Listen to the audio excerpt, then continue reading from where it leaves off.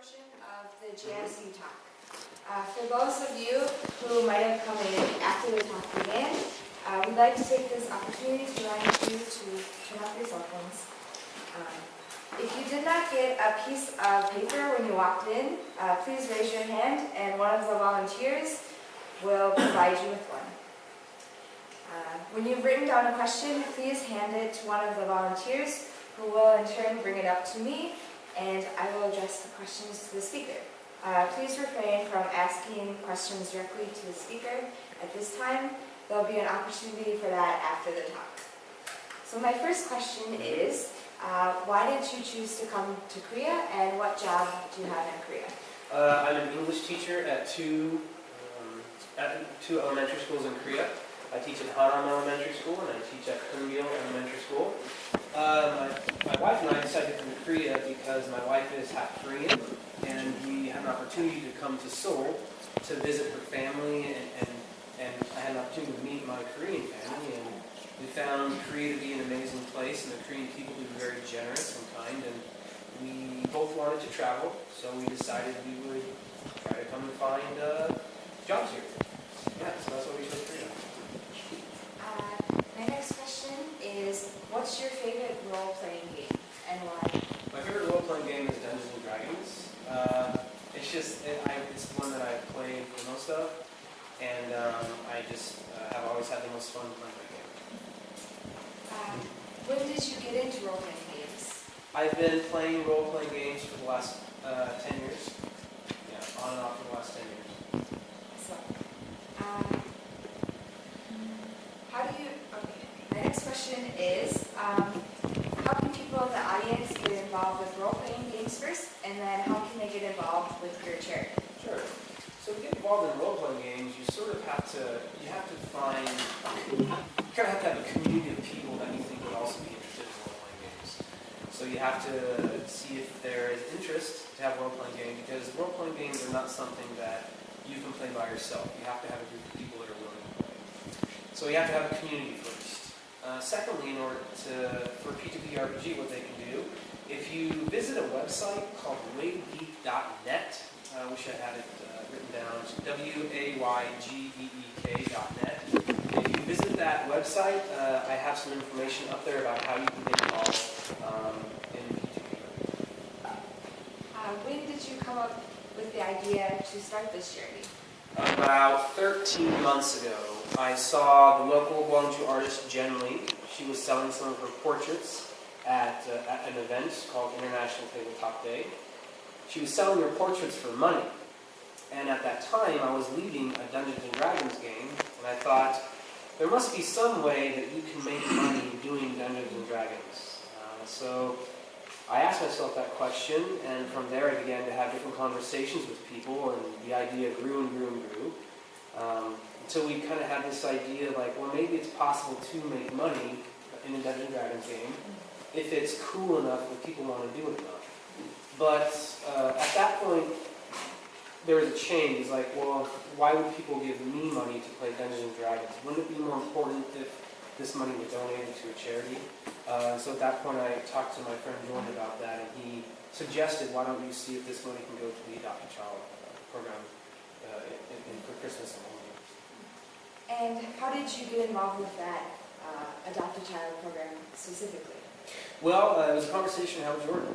I go to a church here in Korea called the Wolong Presbyterian Church, and they support an orphanage at that church, and so I knew that I had some connections to an orphanage there. So from there, so I just kind of was thinking about orphans and how to help out the orphan community. From there, I got a chance to talk to Jordan and see what the rest of the foreigner and Korean and community was doing with orphans, and it turned out that the Adopt a Child for Christmas program was very well organized and run, and they had very ambitious goals, and I thought I could help them, and so I just decided to lend a hand out. Have you gone to any of their orphanages and seen how the children reacted?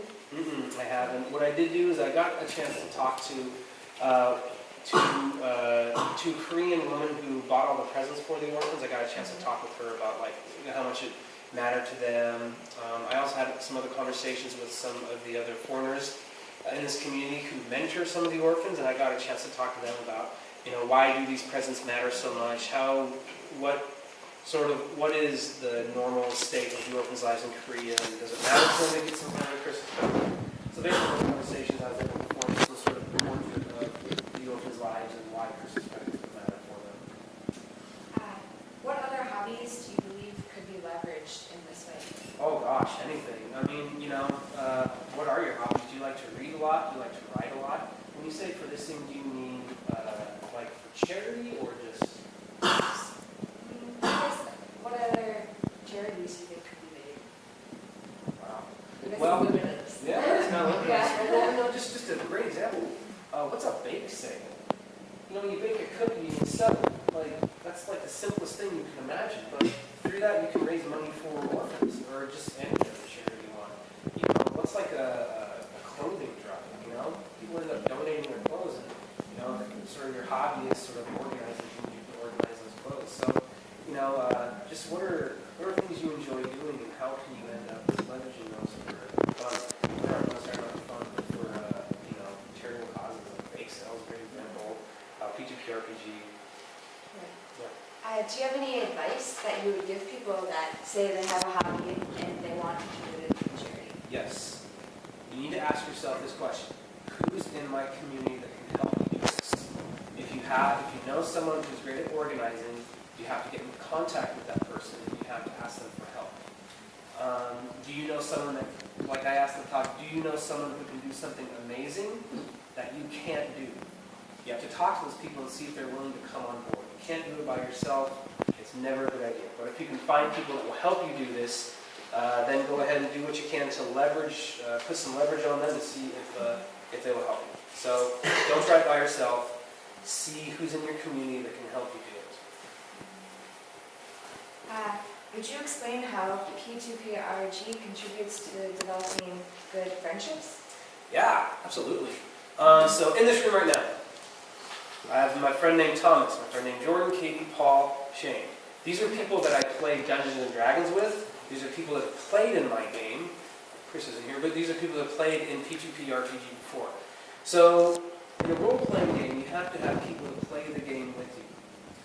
You can't just sit down and play a role-playing game. It has to be with some people around you. I had never really had a chance to get to know Shane before I played Dungeons & Dragons with Shane, and he's a really great guy. I got a chance to know him and appreciate the contributions he can also bring to P2PRPG that he volunteered to bring to P2PRPG. Thomas, I had a chance to, I had only ever known Thomas because we played role-playing games together. And he's a great guy, and I really like seeing him. So when you play a role-playing game, you have to play it with other people. And there's no guarantee that you will know these people when you sit down to play a role-playing game. And so you either sort of have to become their friends, or just kind of keep the relationship a little bit weird. But it's not really enjoyable in that case, because you're sitting around a table pretending to be someone else. So it's a little awkward if you don't really trust these people. So you kind of have to make relationships with them.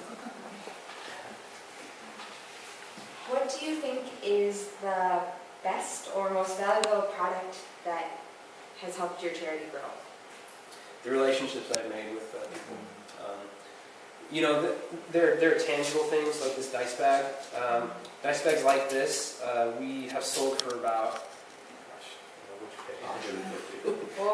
yeah. I just want to, my friend Thomas here, he has put into P2PRPG almost 500,000 won. So this man right here, I just want to thank him. Yeah, so is Shane over there. I mean, it's a lot of money that's gone into this, and it's come from some people that are really devoted to this idea. But I think the most important thing that's come about from P2PRPG are these relationships that I've been able to make and foster. And so far it just seems limitless because people are really into the idea, and it seems like they want to participate in P2PRPG. Okay. Do you have any exciting stories from P2PRPG? Oh gosh, let's see. What are some exciting stories? This is difficult because an exciting story in a role-playing game sometimes makes no sense to people who have never played a role-playing game. But here's an example. So that slide I showed that had that tiny woman with a sword and that giant robot thing, Well, there was another character in that game who was a gnome. Gnomes are, in the Dungeons and Dragons world, gnomes are about like this tall, and this gnome had a magical broom, and so he decided to fly on the broom around, and he decided that what he was going to do to try and get inside one of these mechanical, suits of armor was to fly the broom up the thing's backside. And so it didn't really work. So that's an example of a pretty exciting story. In the game itself, other exciting stories are just, having the opportunity to, ask big questions like, what could this become if enough people would help me out, and enough people are helping me out. So that's not really an exciting story, but it's really exciting to imagine. So, to piggyback on that, how are you looking to expand this charity? Well, we're taking it on the road. We're going to take it to the city of Daegu in South Korea. I'm talking to different organizers in the city of Daegu, asking them about what are some orphanages in Daegu that could benefit from this. It presents unique challenges because I don't know anyone in Daegu. So I have to find out who these people are, who are people that might be willing to play in a P2PRPG game that would be willing to drop 100,000 won to sit at the table and walk away with some pretty cool prizes. So that's one way we're planning to grow it. I've also partnered with Jordan and Hardingsveld over here and brought everything about P2PRPG onto a website called waygeek.net. We have a really big conference that happens in Gwangju, and in September 20th, 19th. Yeah, in September 19th, 20th, we're going to be doing a conference called AliCon, and that's just sort of a celebration of many dorky things, and P2PRPG will happen there as well. So it's just kind of a lot of networking right now, and marketing, trying to figure out who's into this idea and how can I bring them in and use their talents for this. Twitch. Thank you. Yes, Twitch. Twitch is a website where you get to watch people play video games or play Dungeons and Dragons. We have a P2PRPG channel on Twitch right now, and we will be playing a game of Dungeons and Dragons on Twitch that people can also make donations to as well. So it's kind of an exciting time for P2PRPG. Just kind of don't know what it's going to become. It's been a lot of work, but I'm pretty excited to be part of it. In the future, if you could have expanded this program, what would you like to see happening? I'd like to raise $4 million American dollars. So here I make 4 million Korean won. That's amazing. Thank you all for helping me do that. I want to make 4 million American dollars, and I want to give that to different orphanages.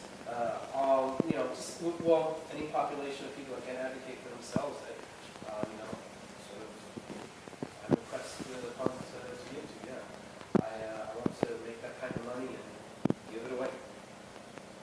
So, we only have time for one more question today. This talk was very interesting and generated many great questions. So if you didn't have a chance to ask your question to the speaker, please feel free to approach him after the talk and ask your questions directly to him. So a more personal question. When do you think have your baby? When is Baby's due at the beginning of September. Do you know if it's boy or girl yet? Oh, you don't want to say? It's not on Facebook. Yeah, I'll be having a daughter.